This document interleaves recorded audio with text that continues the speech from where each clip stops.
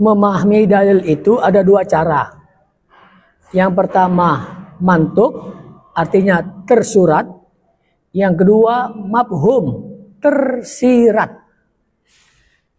Kalau yang tersurat itu ada dalam teks Quran atau teks hadis. Seperti larangan berkata kepada kedua orang tua. Itu tersurat. A'udzubillahi minasyaitonirrajim wala taqul lahuma uff.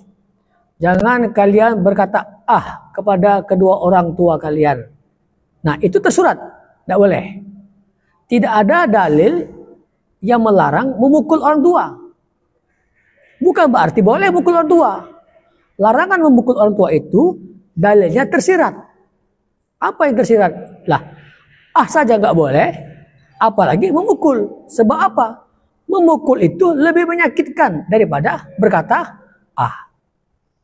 Contoh yang kedua, Rasulullah SAW mewajibkan zakat fitrah pada tepung dan kurma. Itu secara tersirat, mantuk tersurat.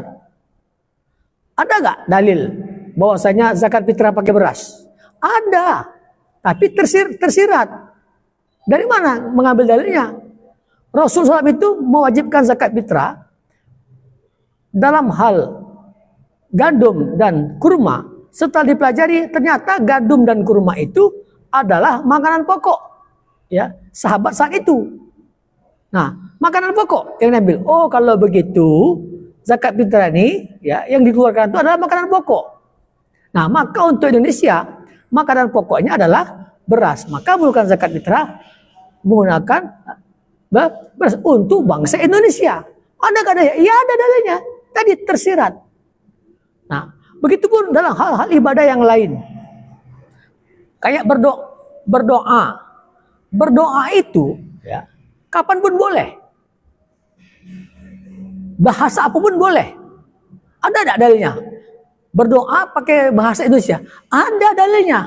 Tapi tersirat. Apa yang tersurat? Dalam tersurat, ya, Allah dan Rasulnya menyuruh kita meminta, ya, kepada Allah Subhanahu wa Ta'ala. Tapi Allah dan Rasulnya tidak mewajibkan kita menggunakan bahasa Arab. Berarti berdoa boleh pakai bahasa Indonesia. Itu tersirat. Begitupun waktu-waktu beribadah. Seperti membaca tahlil, la ilaha illallah, selawat kepada Rasul SAW. Itu waktunya tidak ditetapkan oleh Allah dan Rasulnya. Kalau Allah dan Rasul tidak menetapkan waktunya, maka sholawatan, tahlil, baca yasin, bersodako, kapanpun, dimanapun boleh. Ya. Dimanapun boleh, karena tidak ada dalil yang melarang. Berarti secara tersirat bahwasanya sodako, zikir, sholawat, dan lain sebagainya, itu waktunya boleh dilakukan kapan saja. Seperti orang umroh. Coba Anda lihat orang umroh. Rasulullah SAW itu umroh berapa kali dalam seumur hidupnya? Ya, di bulan-bulan tertentu.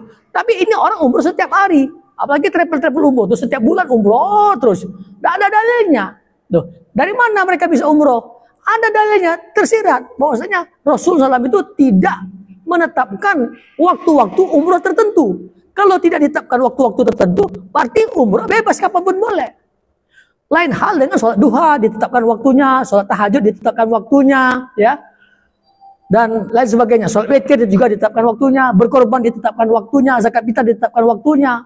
Tapi sodako, zikir, dan lain sebagainya tidak ditetapkan waktunya. Berarti kapanpun boleh. Nah, tidak semua ustadz yang bisa memahami dalil secara tersirat.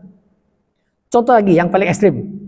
Ada enggak dalil mematikan HP, ya, di kantong, di saku kita ketika sedang sholat? HP kita berbunyi ketika kita sholat. Ada nggak dalilnya kita matikan? Ada dalilnya. Ya, mematikan HP ketika suatu ada dalilnya. Tetapi tersirat. Diambil dari mana? Secara tersurat, secara mantuk tersurat.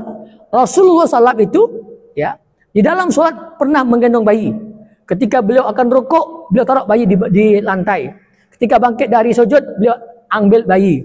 Beliau pernah membuka pintu di dalam sholat ketika istrinya mau pintu, ketika pintu berada di sebelah kanan atau sebelah kiri, beliau buka pintu. Nah, itu tersurat. Tersirat apa? Buka pintu saja boleh, apalagi sekedar mematikan HP. ya, karena gerakan membuka pintu itu lebih banyak daripada gerakan mematikan HP. Nah, jadi ya, tidak semua ustadz bisa memahami dalil yang tersirat. Nah, ustadz-ustadz yang tidak bisa memahami dalil yang tersirat, biasanya keluar-keluarnya selalu mengatakan tidak ada dalil, tidak ada dalil. Bukan tidak ada dalil, Anda tidak bisa memahami dalil secara tersirat. Lebih baik Anda mengatakan saya tidak tahu daripada Anda berkoar-koar tidak ada dalil, lantas Anda membinakan orang lain yang bisa memahami dalil secara tersirat, dan Anda juga berani memponis orang lain untuk masuk neraka. Itu bahaya loh, waspada.